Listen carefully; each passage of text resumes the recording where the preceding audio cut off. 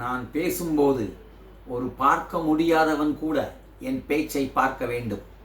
ஒரு கேட்க முடியாதவன் கூட என் பேச்சை கேட்க வேண்டும். நான் பேசி முடித்த பிறகு பேச முடியாதவன் கூட பேச முயற்சிக்க வேண்டும். இது எப்படி சாத்தியம் என்று தானே கேட்கிறீர்கள்? முடியும், என்னால் முடியும், உங்களாலும் முடியும்.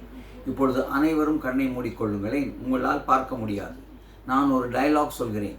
நீங்கள் அந்த எந்த மூடில் சொல்கிறேன் என்பதை மட்டும் கண்ணை மூடிக்கொண்டே சொல்லுங்கள். நான் சொல்லட்டுமா அந்த டயலாகை? நான் ரொம்ப சந்தோஷமாக இருக்கேன், ரொம்ப சந்தோஷமாக இருக்கேன். இப்போது கண்ணை திறக்காமல் சொல்லுங்கள்.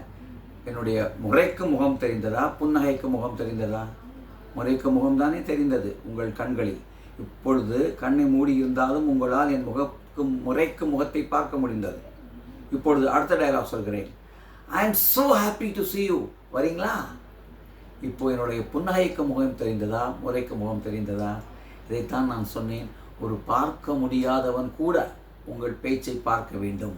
அதற்கு எதை பயன்படுத்த வேண்டும்? Voice modulation.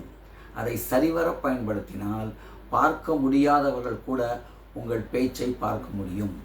இப்பொழுது அடுத்ததற்கு வருவோமா? இப்பொழுது நான் உங்களிடம் பேசினேனா?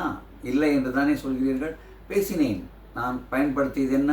பாடி லாங்குவேஜ், சைன் லாங்குவேஜ். ஸோ உங்கள் ஜெஸ்டர் சிறப்பாக அமைந்தால் ஒரு கேட்க முடியாதவன் கூட உங்கள் பேச்சை கேட்க வேண்டும்.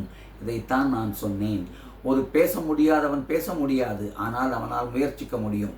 எனவே ஒரு பார்க்க முடியாதவனும் கேட்க முடியாதவனும் உங்கள் பேச்சை ரசிக்க வேண்டும் என்றால் உங்களுடைய பாடி லாங்குவேஜ் சிறப்பாக அமைய வேண்டும். உங்கள் வாய்ஸ் மாடுலேஷன் பெஸ்ட்டாக அமைய வேண்டும். இந்த வீடியோ பிடித்திருந்தால் ஷேர் செய்யவும், சப்ஸ்கிரைப் செய்யவும். நன்றி.